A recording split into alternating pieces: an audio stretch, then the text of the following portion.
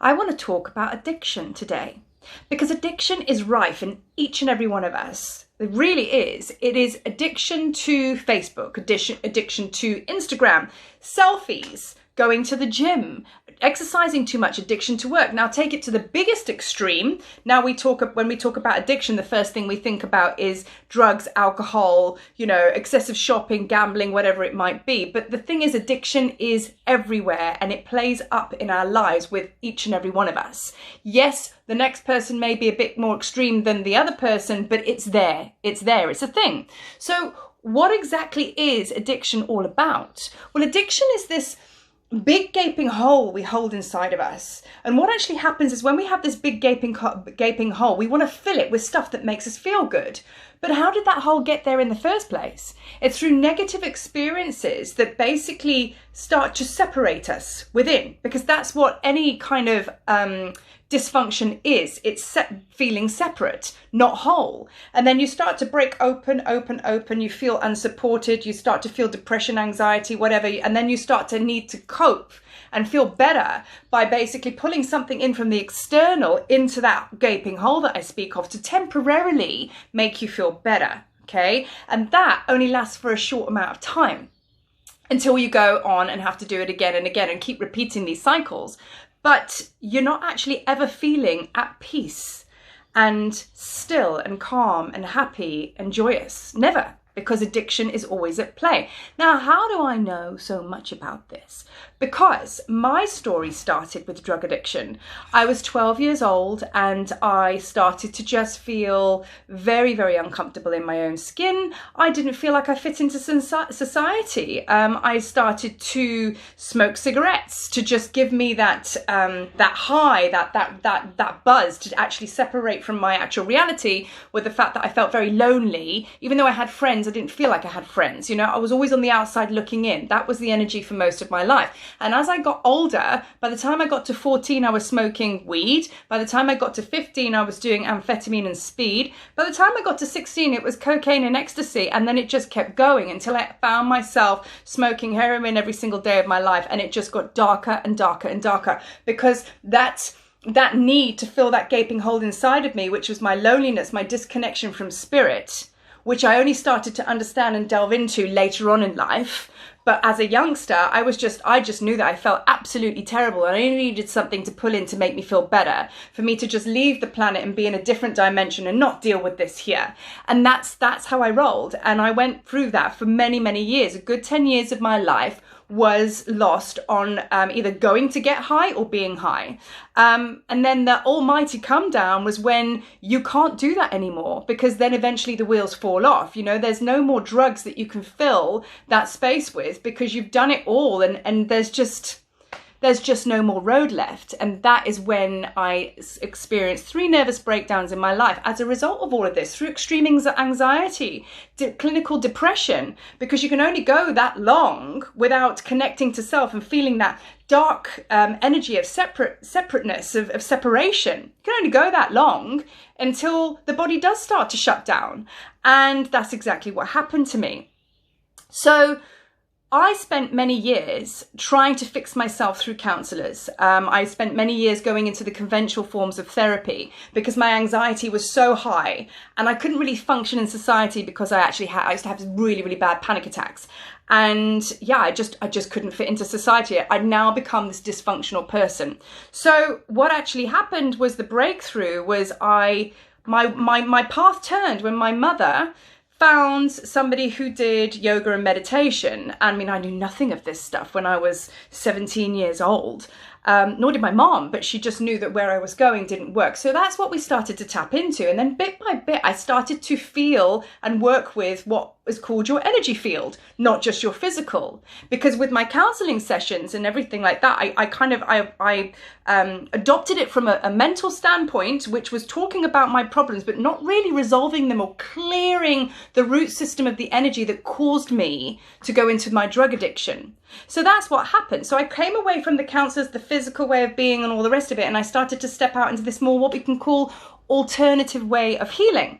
But the shifts were instantaneous. The shifts were massive. My panic attacks overnight cleared up. And I remember meditating and really learning how to meditate, and I could barely do 5 minutes a week. It was shocking. And then the second week, I remember doing 10 minutes. By the third week, I was meditating every day. And I remember in that moment, everything just shifted. Why? Because I stepped out of this pain of separation, believing that there's only my physical body and that's it and that's all.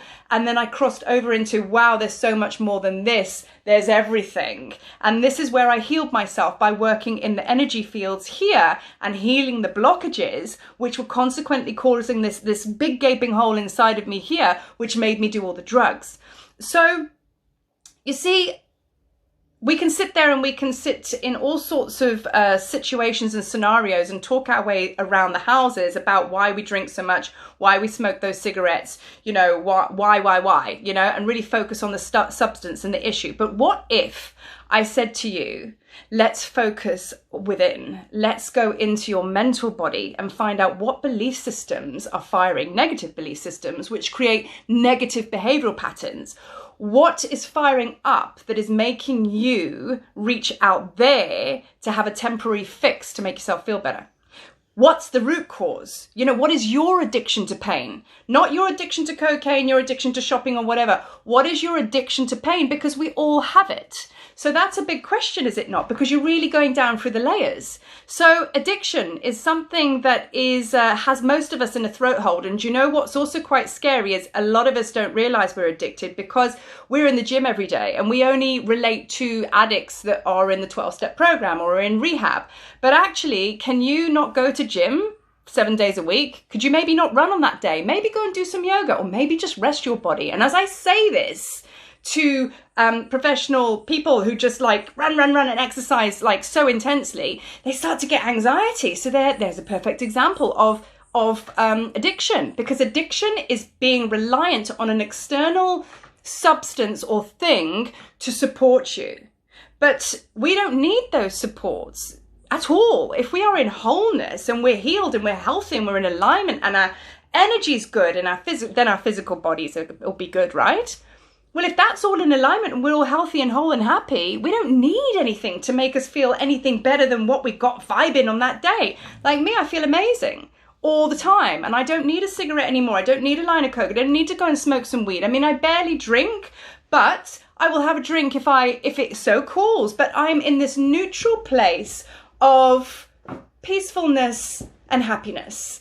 And there's no pendulum swing of just needing to go out and have a lot of this, or abstaining and being on a diet for the rest of my life, or abstaining by going to a meeting every week and saying, you know, hi, I had struggles today with trying to stay away from the pub. No, that's the old way. And a lot of people might get their feathers ruffled with what I'm saying there. But true healing and true healing from addiction is when you can actually, and this can happen because I'm living proof, you can go back into the pub, you can go back into a club scene, and you do not feel the need to go and chuck alcohol down your neck. You do not feel the need to go and shove a line of coke up your nose. You do not feel the need to exercise every day. Why? Because you feel whole inside, and there's a natural rhythm of just flow that happens. And that just happens on its own, effortless and easeful. So when you get to that place, that's when you know you've truly healed, and it is possible. Why? Because I'm sat here telling you my story. So if you feel that you want to explore this journey of self-discovery by means of like getting rid of these negative belief systems and repetitive patterns that keep you dabbing into stuff out there that's going to make you feel better in here, if you're ready to start clearing those energy fields that keep you stuck in that cycle, then get in touch, because I work with a very, very powerful magnet therapy called the Emotion Code and Body Code.